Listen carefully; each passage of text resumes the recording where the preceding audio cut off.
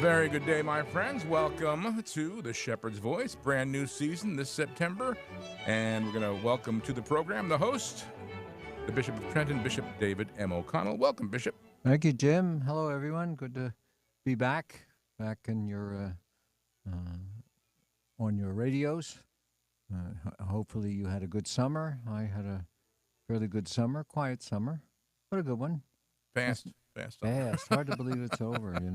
No faster than ever, but it just seems that way. It seems that way. That's right. Well, the older you get, they say. So. Yeah, that's right. But happy to have you back. And, good to be back. Looking well and feeling well, and looking forward to another. Things quiet down over the summer, but now we see already a lot of things picking up, a lot of happenings in the diocese and various parishes and things. So. Well, usually I take July, most of July, as a break. Mm-hmm. But I have in my house in Point Pleasant, I have a studio in effect that I can do all the work. Computer is really the thing. Mm-hmm. Yeah. So I have the computer there and the printer and can take care of that. I have the same thing in my house in Princeton. And then, of course, in the Chancery is a much bigger operation. But I really can work anywhere in a sense. I'm just returning yesterday from the administrative board of the United States Conference of Catholic Bishops, because I'm the chairman of a committee, and I'm the chairman of the Committee on Catholic Education. You automatically are appointed to the administration of the U.S. bishops. Mm-hmm. So myself, along with about 20, I think it was 20, maybe 25 other bishops' committee heads, we get together a couple times a year, and the purpose of the committee, one, to deal with issues that may come up between the general meetings, which occur in November and June, and to plan the agenda for those meetings. And so that's what we did. My report as education chair is always pretty brief. Mm-hmm. And so there was, I'm sure there's a lot going on in Washington, in the office, in the Secretariat for Education, but my role is really more of an overseer, Mm-hmm. and if they have questions or they want to consult, they will call me here. Mm-hmm. And that involves Catholic schools. Catholic schools, it involves all elements of Catholic education. Mm-hmm. There is some overlap, like with the Committee on Evangelization, the Committee on Laity, the Committee on Youth, and some of the other committees. There are at times overlap, but our focus is generally schools, Mm-hmm. and schools at every level. Mm-hmm. So K through 12 and colleges and universities. Mm-hmm. We don't deal with seminaries. That the Committee on Clergy deals with that. Mm-hmm. So we're just dealing with the academic institutions at the various levels. And,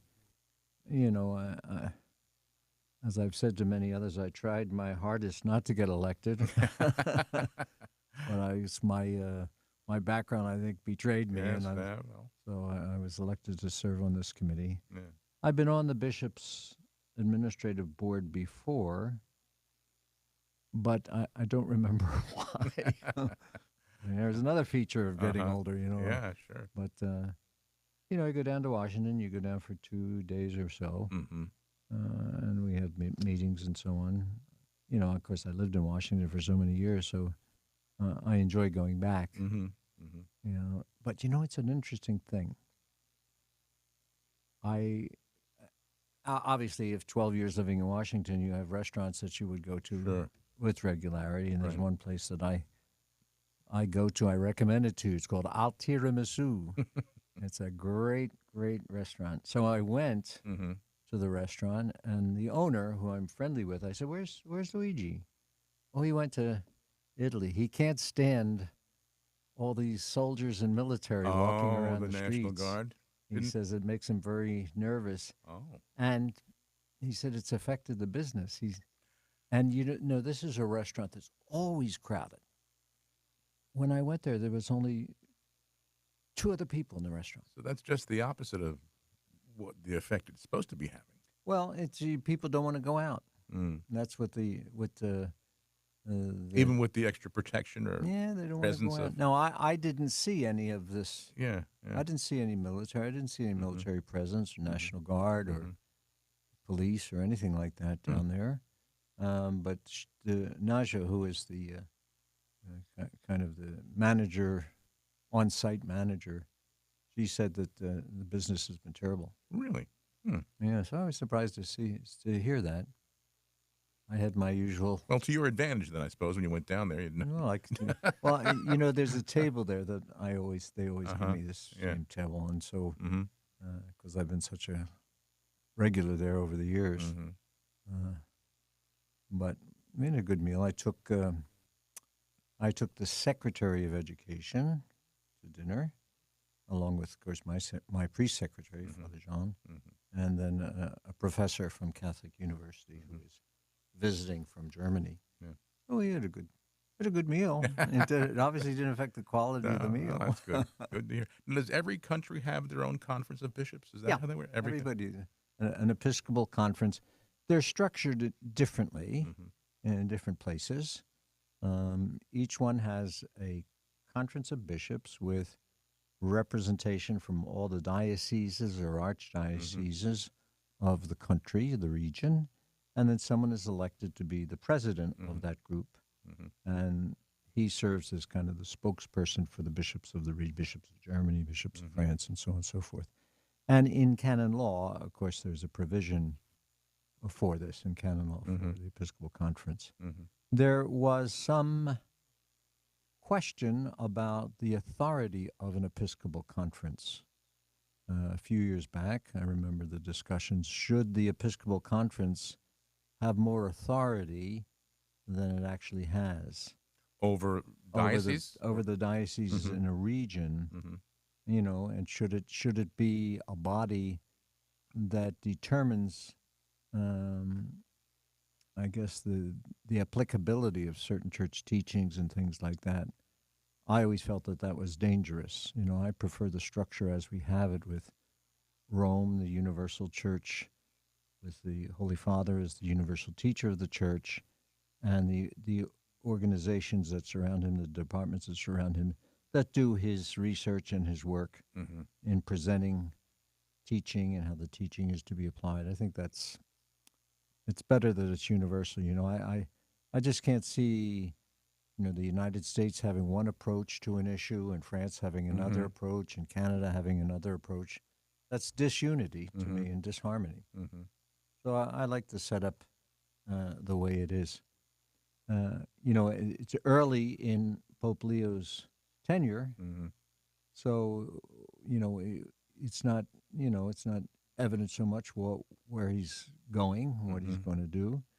He has made several comments about a continuation of the approach of Pope Francis, but he's already shown that he has taken a different path. Mm-hmm. In what ways? In so many ways, even the basic ways of living. Mm-hmm. He's back in the he's living in the apostolic palace, and recently announced that he wanted his community. He's a religious. He's an Augustinian, Right. and he wanted to bring some members of his community to live with. Mm-hmm. And I can understand that. As a religious, you're used to that. You study in the seminary, then you become part of the order, either as a priest or a brother, and you're always with your confreres. Mm-hmm. I'm a religious. I'm a Right. Vincentian, and I love the Vincentians, and I always did from the time I was 13 and went to high school at their high school in Princeton. But I really haven't lived with Vincentians for the last maybe 30 years. Mm-hmm. I've been here as bishop for 15 years. There are no other Vincentians in the Diocese of Trenton.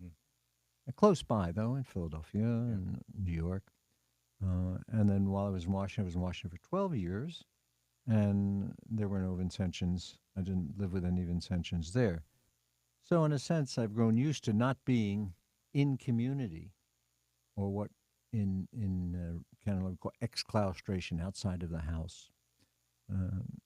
However, once you become a bishop, you are dispensed from your vow of obedience to the community and also to your vow of poverty.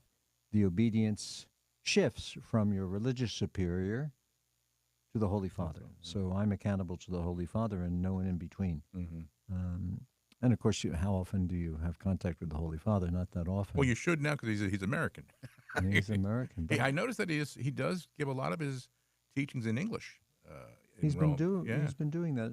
I was surprised that his birthday is Sunday. Oh, it is. Yeah, Okay. his 70th birthday. So Triumph of the Cross. Yeah. He's joining the 70s club. Okay, Jim. he's So he's one of us then. Yeah, we'll welcome him to the 70 club. That's okay. Yeah, he's been out of the U.S. for a long time, maybe 30 years, I think. Peru. In Peru. Yeah. And he was a priest, a missionary, and a bishop there. And I think I may have said this on the program. I've given so many interviews, but I never heard of him. You mentioned that to us. Did I say that? Yeah. I never heard of him. He was one of the ones you dismissed. I just put his file aside because I never thought he would be elected. First, because he was religious, and Pope Francis were religious, and I didn't think they'd have two religious in a row. Mm-hmm. And secondly, because he was American by birth. Sure. And I was surprised, as many were, when they opened the curtain on the loggia, and out he came. There he was. And I said, wow. Yeah. He's impressive, I think, to me. I find him to be mild, gentle, clear. When he says something, you understand what he says. Mm-hmm. He seems to be a very pleasant, genial person, which, he makes you feel good when you listen to him or see him. Mm-hmm. He's a good speaker. I noticed he didn't speak in English when he appeared. When he was first named. Not when he was first named, no. He didn't, and I think he probably was a deliberate Mm-hmm. choice. And I've heard lately, I don't know if this is true or not, but I've heard lately that he's really trying not to push his American nationality. Well, he's the Bishop of Rome, so I would imagine he speaks to his people in their own language. Yeah, he does. He speaks, occasionally he will speak in English in some of the general talks, but not too often. Mm-hmm. When he meets with groups, as the Pope does, if the group is American or the group is British or the group is English-speaking, he'll speak in English. Oh, sure. When he meets with the individual bishops who speak English, he'll speak in English with them. Mm-hmm. I have not met him. I am planning to meet him in January. Last year I was with Pope Francis. You remember what happened to me there? Yeah, right. I had a massive heart attack in Rome. Yes. I hope that doesn't repeat itself. No. But when you go to Rome as a bishop and you go to an audience, you're always seated up near the Pope, right? And so you get a chance to greet him and right. exchange a little comment. If there's not too many bishops there, you can have more of a conversation. Many times there's a large group. When I went last year, there was only maybe four bishops and me. So we had a good opportunity to speak with the Pope, and he was very chatty last year, Pope Francis. Yeah. He's usually not so chatty, but he was very chatty. We had a chance to talk a little bit, and so I well, now with no language barrier, we can get him on the program. Have him call in. Get him on the it's funny, but everybody's trying to get him here to the U.S. I'm sure. And they're making all kinds of reasons for him to come.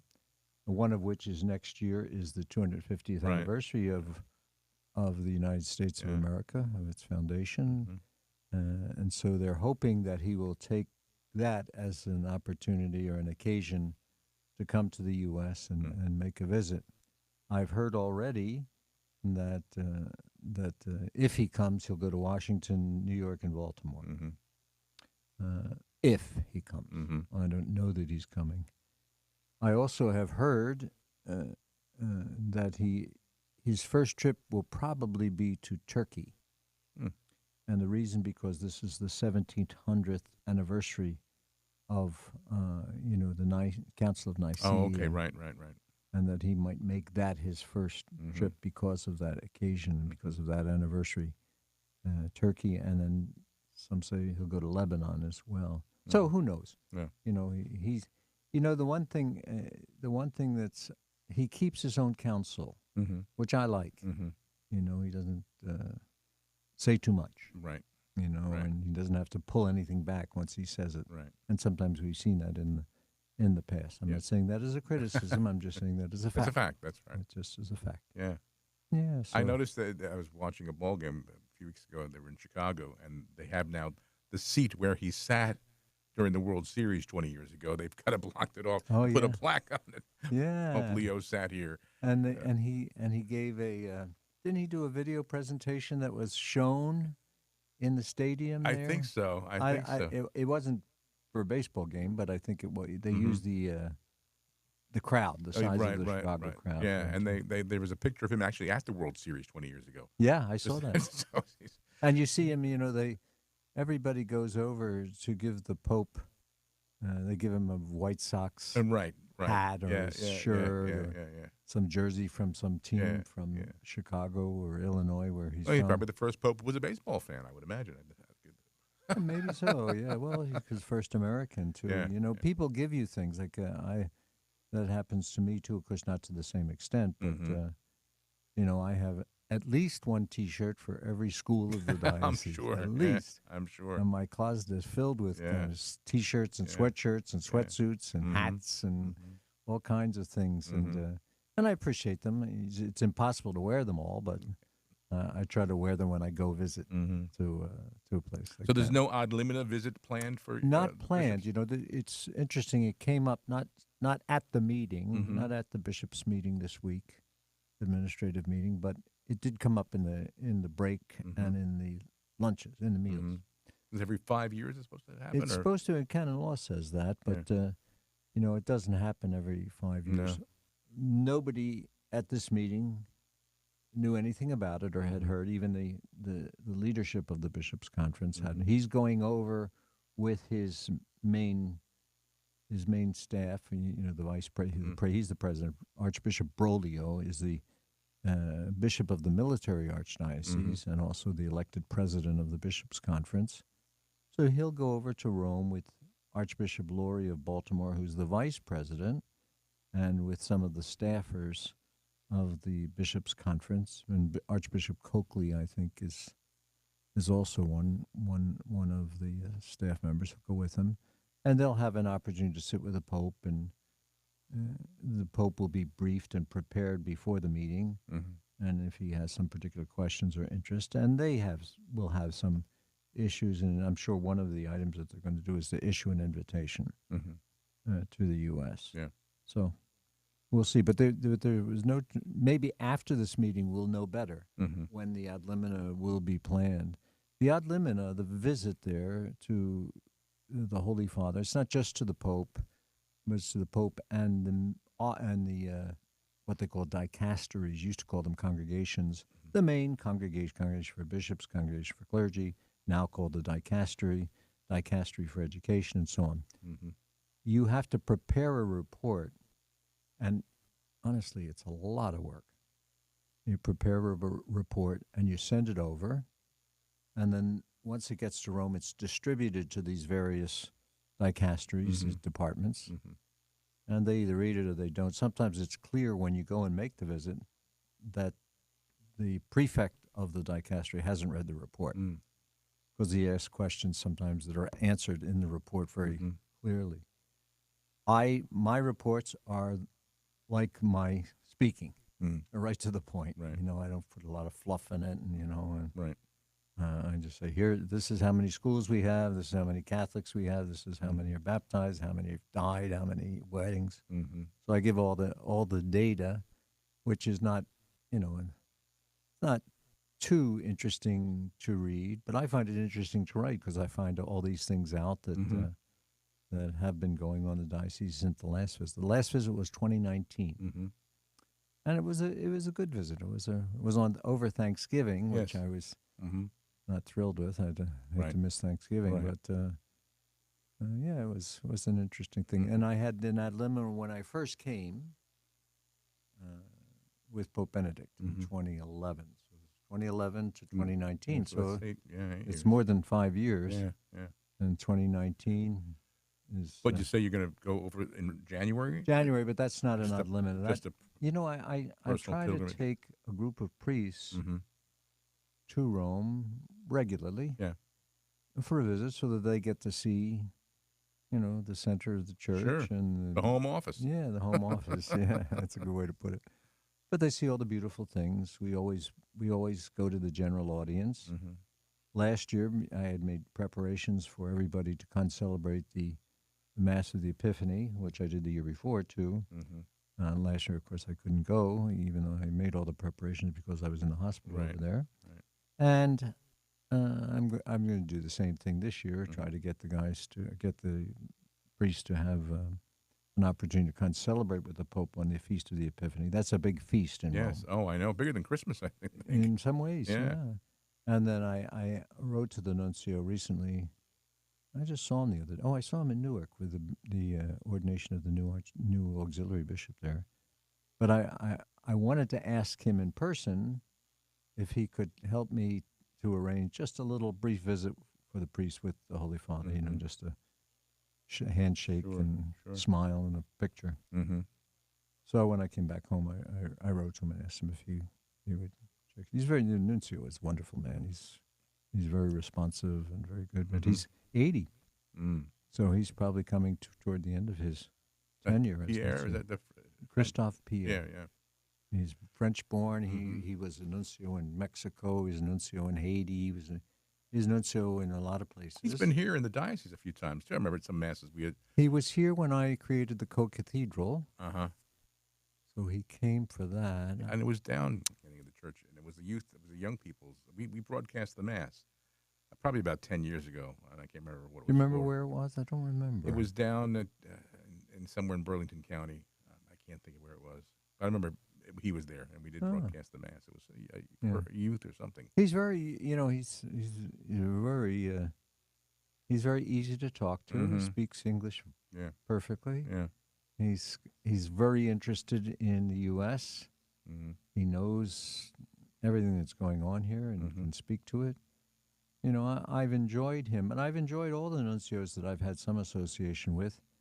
As bishop, I was dealing with Archbishop Sambi, Mm-hmm. and he was the nuncio when I was at Catholic U. Mm-hmm. He was the nuncio that gave me the Holy Father's invitation to be a bishop, Mm-hmm. and he was a nuncio for a little while when I came, and then he retired, and unfortunately he died very quickly after his retirement. Mm. But he died of the same thing that the nuncio before him died with. Really?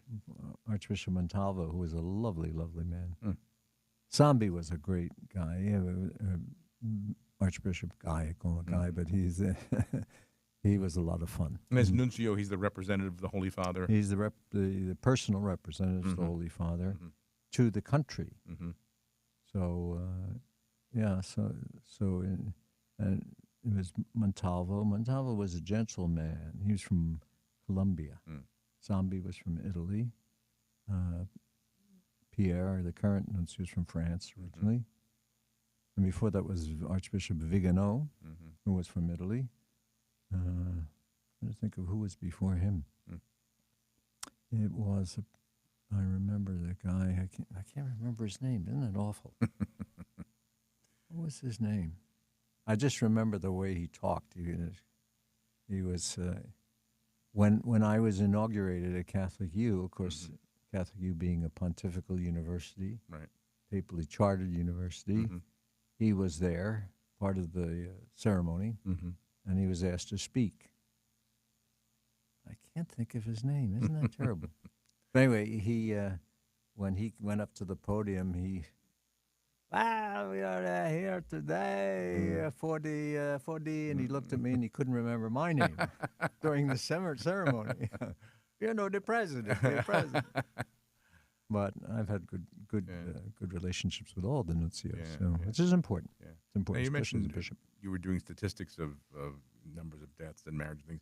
I was reading recently that they're saying there's an influx into the church all of a sudden, like in Great Males. Britain. So what's Young men. young men? Mm. And this is what everybody is reporting. Yeah. And I've even noticed it, traveling around the diocese as I do it to the different parishes and I've noticed more young men in the congregation. Mm-hmm. And that's why at every Mass I put a plug in for vocations. Sure, sure. Well, the 'Cause Lord's if they have an replenishing. interest Yeah. in the faith, maybe they'll take it a step further. But yeah, there is an I just increase. wonder. I mean, I'd like to think many reasons why, but what really is inspiring this influx into the church? Great Britain, they said this past last year had an enormous increase in people coming to the church, which for that country is Yeah, unusual. yeah. And just curious as to what is really attracting Well, them. What's I bringing mean, them I in. think it's the world we live in, Mm-hmm. and it's a reaction to the world, and it's reaction to the world taking us down a path that's going to lead to nothing. Mm-hmm. And the young people, especially the young men, they want an anchor, Yeah. and they want values. They want a vision. They want something that is better, bigger, stronger than what they've been offered. Right. And we see in the world today, especially with the shooting yesterday of Charlie Kirk, who Mhm. was kind of a hero of young people, Yeah. young men, with the school shootings, which I just can't understand people shooting these youngsters. Oh, I just horrible. don't Yeah, understand it. no. I didn't understand the shooting yesterday. I don't understand any of these shootings. Or even the young woman on the train and the by woman knife, on the murdered. train, Yeah. not only shootings, but just doesn't make No. sense. And I think it's probably, a reaction to the desire for something more in life, and that something more is God. Yeah. And God is. And I was watching a program the other night with Tucker Carlson. Who's Episcopalian, and he was saying how impressed he always is. He had Bishop Barron on his program recently for like an hour and a half interview. Oh, yeah, Amazing. yeah. Bishop Barrett sat next to me at the meeting. Oh, he did? past weekend, Okay. yeah. But he was saying, although he's not leaving the Episcopalian Church, he was saying how impressed he is that the Catholic Church has not changed. All these other denominations, with women They give priests, up. and they go into all different directions, and they're approving things that we know shouldn't be approved. But the Catholic Church has just remained steady. It's not changed in those doctrine and dogma. It's steady in its central beliefs. Yeah. I mean, some of the things that are not essential, Right. some of the accidental things, of course, have changed. Yeah, right. But the central belief of the Catholic Church is consistent to the faith as it has always been. Mm-hmm. Has always been preached and always been taught, and that is a good thing. And I used the word anchor a little bit earlier, and I think that's what these young people are looking Yeah. for. They're looking for an anchor. Mm-hmm. They're looking for something to hold on to in a world that seems to have gone crazy. Yeah. And so, God bless them. If you're listening, keep coming. Stay. That's right. Stay with us That's because right. we have the keys to eternal life, Yeah. and that's. And I said it kind of half facetiously, but the fact that it is all young men, it's almost the way the Lord is replenishing the numbers of people from whom could be chosen or who are chosen to be priests. If it's young men that are coming into church, there's probably a very we good have about spiritual reason for that. nine in the seminary this Mhm. year. I wish it was much more, but we have good men. We have two seminaries that we use: St. Charles Seminary here in Philadelphia, Mhm. which is close by, and Mount St. Mary's in Emmitsburg. Mhm. Also a very good place too. And then the priests get good training, good academic training, good pastoral formation, and personal formation. Some who may have some need for counseling or some assistance. We provide that for them too. So it's a good thing. Mhm. And I will see them all tomorrow. Tomorrow we have the diocesan pilgrimage for the Holy Year. Oh. We this whole year was declared by Pope Francis to be a holy year, a jubilee year. Every 25 years, Right. you have the ordinary jubilee. And so we have been having throughout the year different jubilees for, the Blue Mass was the jubilee for the law enforcement, and the Red Mass in October is for judges in the legal profession, and for youth, the Jubilee for grandparents and the elderly. Mm-hmm. We have coming up next week the priest convocation, so it's a Jubilee. So there are many, many Jubilees to celebrate the different groups in the diocese.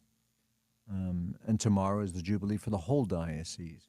Now, we frequently take a pilgrimage trip to Washington to the National Basilica, which I said Mass in on Wednesday. Beautiful basilica. But this year I decided to go to Czestochowa because that's close by. It's in Doylestown. Right. And many of our parishioners have never been there. Really? Yeah. Yeah.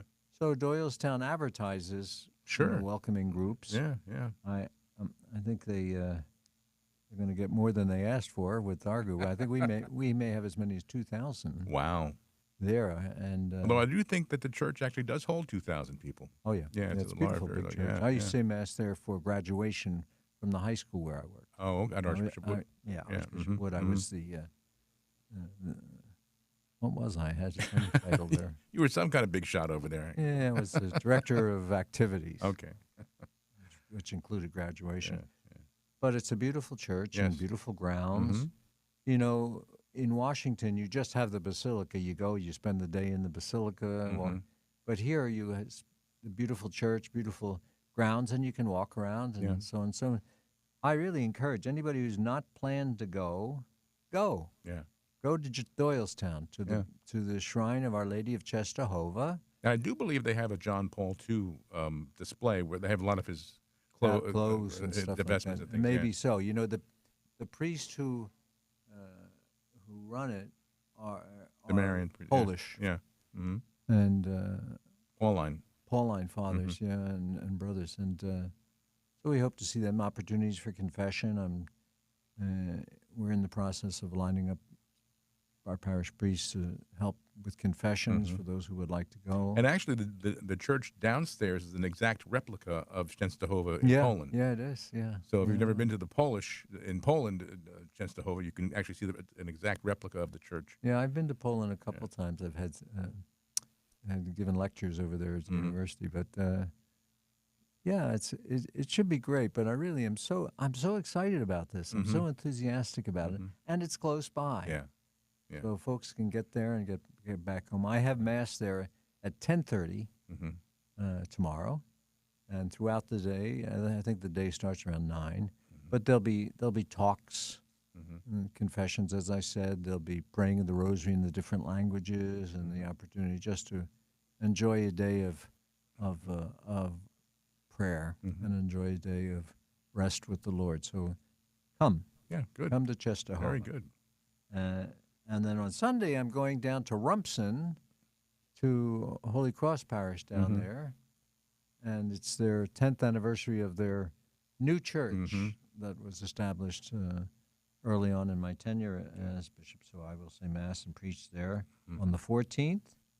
Come back home. And then we have the Convocation of Priests. And we have that down at the Seaview Resort, which is it's within the territory of the Diocese of Camden. It's close to Atlantic City. And so we have about 120 or 130 of our priests. We have about 166 diocesan priests, about 60 religious priests. So we have about 130 that will be going and staying there for 3 days. And we have a speaker, a Redemptorist priest coming, and he will give talks. We have Mass and prayers, and also a good opportunity. And this is, to me, is one of the most important aspects of it, is an opportunity for priestly fraternity, for the priests to see one another. Maybe because of the work they do in places where they are stationed with parishes, they don't get to see each other during the course of the year. And the fraternity is a critical element. Even Pope John Paul said it's part of the sacrament of holy orders. And so I enjoy that. And we may even have karaoke. We had it last year, and it was one night, and it was a lot of fun. I remember you telling me that. So hopefully we'll get the guys You together can show off for some that. of their talents. Yeah, they have to show them off. When we come back, at the end of the convocation, I'll have what's my Episcopal Council which is like a personnel board. Maybe Mm-hmm. that would be the easiest thing to compare it to. But they advise me on many things, not just personnel or assignments, but on other things and Mm-hmm. questions that come up. At the Presbyteral Council the other day, I wasn't there because I was in Washington. But they asked a question about AI. Mm. There's a lot of chatter about AI I these know that. days, Yeah. good and bad. Yeah. And so they were asking maybe to have a workshop for the priests on that. And then this question came up, which surprised me, but I guess it's the world we live in, about Bitcoin and I have cryptocurrency. no idea what that stuff is And I all have about. no idea either what it is, and so I have to look into that. But they want to know. I know our annual appeal Mm-hmm. on the form that goes out. It does say You can donate Bitcoin Bitcoin. can be and crypto can be used, but I don't. There was, and I'll give you his name. There was a gentleman we had on the program about 2 or 3 months ago, Catholic man who wrote a book about Bitcoin and on how it is the currency that we should be using. He was making a moral defense of why we should be using Bitcoin and why it's so important.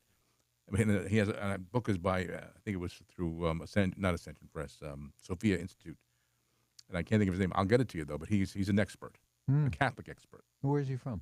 Not quite sure where he's from, Yeah, but I mean, he no, was on the show. he was on our program.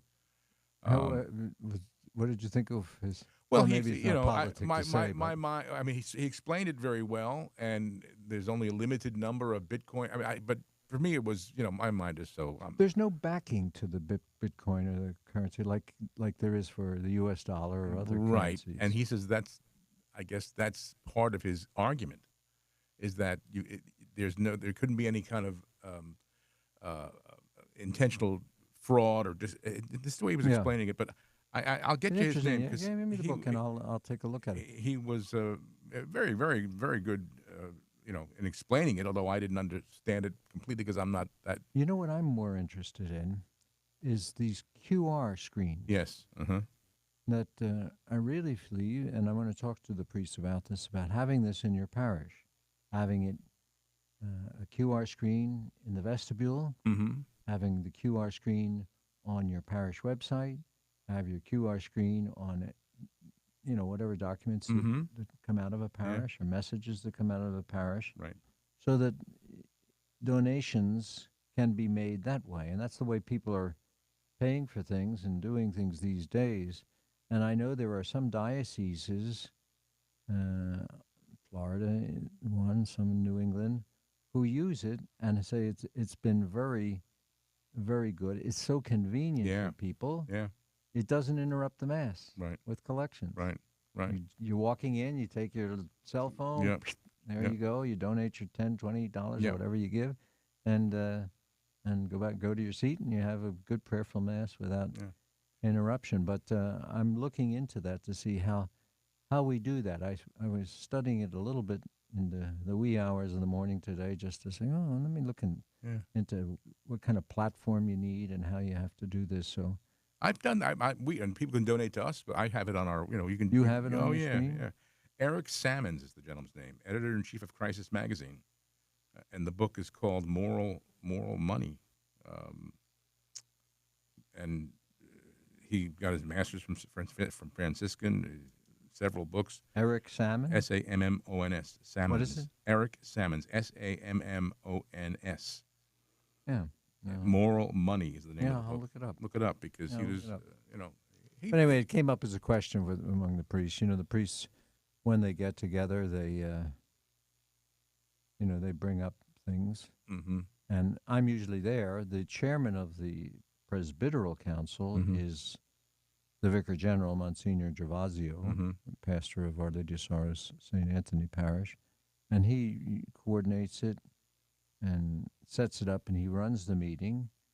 I'm frequently there, and, it's an opportunity sometimes for the pastors who are part of this council or other elected representatives to ask me questions because they don't see me often, Yeah. so often, certainly not as often as I would like to see them, Mm-hmm. but, you have so much to do. Mm-hmm. So it came up with with them. Sometimes when I'm not there, they ask more questions.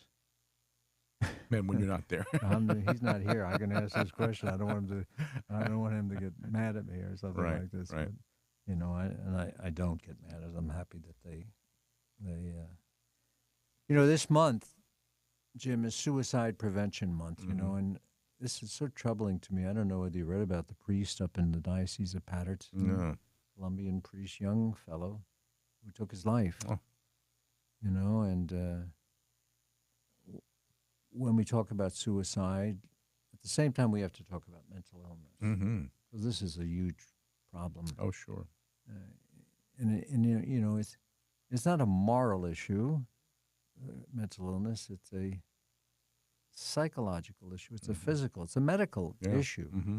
I just wrote recently an article for the Monitor and for our website, just sharing some thoughts about mental illness because it is significant. I think we're going to have probably a conference on mental illness in May. I think it's in May of next year. I'll get the date for the next program next time I'm on, but it's necessary. It's just necessary. There's so much. And I was watching a program yesterday, and there was a doctor there, an expert, and he said the major contributor to mental illness is anxiety. Interesting, isn't it? Anxiety. And you run into a lot of this. Over the years, I've been a priest now for almost 44 years, and I've talked to many, many, many people who clearly have mental illness-related problems. And it oftentimes it goes beyond my ability to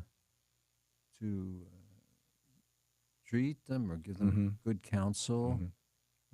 So people need help. The best thing that many of us can do as priests or pastors who are not particularly trained in psychological evaluation is to refer people to good psychologists, good clinicians to help them. And,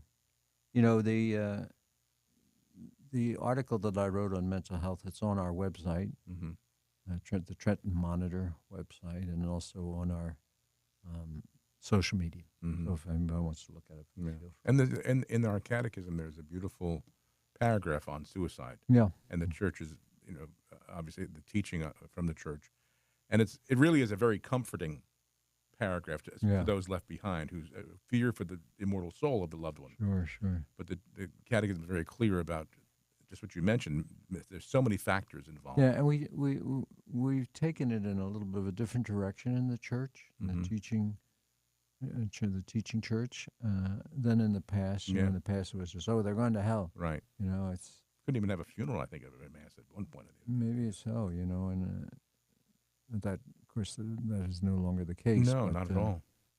But it's something to be mindful of. Yeah, I saw Bishop Sweeney of Patterson, who is the bishop of where the priest died. He gave a beautiful talk on this, and frequently, like publications like the National Catholic Report, National Catholic Register publishes many articles which should be of interest to people, which are of interest to people. Anyway, the mental illness thing brings to mind, the shootings that are going on. The shooting in Minnesota, devastating. Yeah, the children. Thank God that they have a policy, or once the mass starts, they lock the door. Yeah.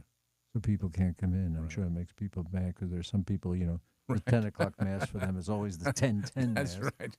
But it saved lives. Yeah. And Bishop, there were a couple of little children they interviewed, and these children who threw themselves on top of their friends. I know. And I remember one little boy who said, "I threw myself on top of it, and I just began to pray." And it says a lot for Catholic schools too. If you ask me, Certainly does. where their focus was in a tragedy such as that. Yeah, and after the shooting there at the Annunciation School in Minneapolis, the diocese was receiving calls. We try to provide good security in all of our schools, and but parents are worried. Well, sure. Yeah. We've gotten some calls recently because we have every year a Catholic schools mass, and all the schools come. Yeah. And I have my two security guards who are my personal with me whenever I make a public appearance, but some other police, plainclothes and uniformed, who are going to be there. And I've said to the superintendent and to the associate superintendent, if parents call and they're really anxious about this, tell them to not send the ch- let not don't Right. send their Don't send your children. child. Yeah. Don't send Yeah. them. Take those who. It's always a beautiful occasion, a wonderful occasion. Yeah. But I can understand the fear, and I must tell you, at times in public settings, I have a little bit of fear too. Exactly. I have been twice attacked Mm. at masses. I didn't know that. Yeah, and it's something that's on your mind. Mm-hmm. But it was on my mind at Catholic U too, at graduations. Yeah, yeah. And you think some of the students who have been dismissed, or some of the Right. students who weren't graduating, or something like that. You're disgruntled. You always wonder. I always have security whenever I'm at an event. There's always security there. Mm-hmm. Mm-hmm. And, people maybe notice that when I'm walking in procession, there's two laymen walking in the procession beside me, and that's security. Mm-hmm. And it's not just security for me, although it is security for me, but it's not just security for me. If something were to happen, God forbid, I have people there who are police experienced, either Right. they're active police or retired police, and they know how to respond Yeah. in emergency situations. So, but it was horrific in Minneapolis and heartbreaking, but it's true in so many schools. Even the day that Charlie Kirk was shot, there was a shooting In Colorado. in Yeah. Colorado. And I just don't understand it. What is moving people to? It has to be something related to a mental illness that's Right. That's Because there. this didn't happen 50 years ago. No, it to didn't. To the numbers that's happening now. It didn't happen, and it just seems to be happening more and more and more. And you almost can't turn on the evening news on TV. No, I know. We every night now we live in Bucks County, and with the Philadelphia news we get, and Yeah. it's always the first story. Where was the most recent shooting? 2 or 3 a day. Ugh, horrible. Huh. Well, I mentioned earlier about the administrative board of the Bishops' Conference, and my being the chairman of the Catholic Education Committee. We're in the summertime when the president and the Congress approved the bill, the big legislation that they were promoting. It looked great for Catholic schools, like they were going to have shot at federal funding. Mm-hmm. And then as time went on, of course, it got whittled down, Mm-hmm. and now it's not where we had hoped it would be. So one of our big priorities in the Bishops' Conference is to push educational choice. Mm-hmm. And I know the New Jersey Catholic Conference, that's the five bishops of New Jersey, 5 dioceses, are promoting and pushing this. Mm-hmm. It's a tough sell in New Jersey. Yeah. New Jersey tends to be, for whatever reason, I think I know some of the reasons, but it tends to be not too supportive of Catholic schools, parochial schools, private schools, schools that are not public schools, as though they were enemies of the public school system, and they're not. Mm. I often speak, when I speak at masses or when I'm talking to Catholic school audience, I mention public schools and support for public schools. I also mention that there's a difference between a public school and a Catholic school, Right. and this is what the difference is. Yeah. And if you want that difference, then your place is Catholic schools. Yeah. Mm-hmm. If you don't want that difference, well, you're on your own. Yeah. You can go to public school, Right. and we have good public schools in New Jersey. I was down at in Brick at St. Dominic's on Sunday, and for the canonization of Right. Blessed Carlo Acutis and Blessed Pier Giorgio Frassati, Mm-hmm. and we had standing room only Really? at the Mass. Wow. It was beautiful, and beautiful celebration in honor of the canonization of these two new saints. Mm-hmm. St. Dominic in Brick has a shrine, a diocesan shrine Yes. to Blessed Carlo. Mm-hmm. and I blessed the new. They opened or presented a new wall with pictures and stories and stuff like that. They have the relic of of Saint Carlo, which his mother gave me. Mm-hmm. She was part of the creation of that shrine, Mm-hmm. and yeah, so it's worth taking a peek if you're down in Brick. Yeah. Stop at St. Dominic's and make a little visit, say a little prayer to St. Carlo Acutis. Mm-hmm. I felt a little bad for Pier Giorgio because he was he seemed to be getting second. Yeah. Well, he was it for a while until Carlo came on the scene. Yeah, Carlo, but the two of them, wonderful, young. Mm-hmm. One leading us into the 20th century, Yeah. one leading us out of the Right. 20th century. Right. For Pier Giorgio, it was 100 years anniversary since his death. Yeah. But these are great saints and great role models, both for young people and also for people who are little. And Saint Carlo, is in Assisi, entombed in Assisi. But is he By incorrupt? his choice. Yes, but is he incorrupt? Because we saw No, they don't consider that he incorrupt. looks incorrupt. He does. He looks perfect. Yes. I asked his mother myself. Yeah. She said, no, he wasn't incorrupt. That's wax. Oh, it is. It's Okay. wax. But he wasn't incorrupt. Okay. All right. Pier Giorgio, He's however, up in Turin. He's in Turin. yeah, they brought him to Rome for the canonization. Oh, they brought did? his body there. I think he's going Oh. back to Turin. Okay. But there are no first-class relics of Pier Giorgio. Really? Usually when there's there's a piece of Yeah, bone or yeah, yeah, hair yeah. or something like that. So only second-class relics Oh, wow. of Pier Giorgio.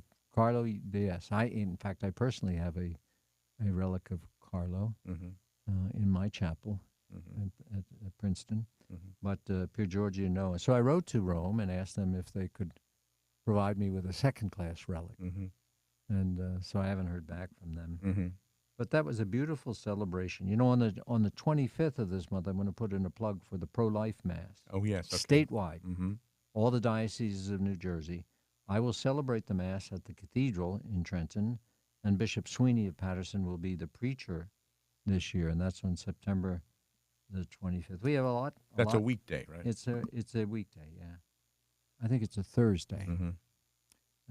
It's the same day that I'm going right from the cathedral to the hospital for heart surgery. Oh, my. So, say a prayer. I had mentioned earlier about the priest convocation. On September 18th, we have the Catholic Charities Gala, Mm-hmm. which is in Cinnaminson. And that's wonderful. On the 19th, I'll be at Georgian Court University to give an address as they begin a new program, a new educational program there, academic program. So I'm giving the talk there on Catholic schools as our hope, and that should be a nice opportunity. Anyway, on the 22nd of the month, I'll be going to New York, back to St. John's, where I was the dean and vice president at one time. And I'll be giving an address there for what they call Founders Week. Mm-hmm. St. Vincent de Paul and his how he influenced education, especially at St. John's. Mm-hmm. September 27th is the Jubilee convocation for pastoral councils, parish pastoral councils, and staff. Mm-hmm. And that's going to be at St. Catherine's in Homedale, and so that'll be a wonderful thing. So there's a lot going on in the diocese, as always. As I said, this is a holy year. The holy year began, and it will come to an end. Mm-hmm. And I will declare the end of the holy year in the Diocese of Trenton on Christmas Eve. Okay. I'll be celebrating Mass at St. Gregory the Great in Hamilton, and I'll issue the decree and announce the end of the holy year. I think in Rome it's going to end on the 27th or 28th. But I figured this is a great opportunity. You have so many people at Mass. Yeah, yeah. When I issued the decree to begin the Holy Year, there were very few at the Mass. Yeah, yeah. It was a Sunday afternoon, I don't know whether you remember. Mm-hmm. And I was disappointed because I thought, oh, geez, this is a big deal. And Yeah. I promoted it, and we didn't have a lot of attendance.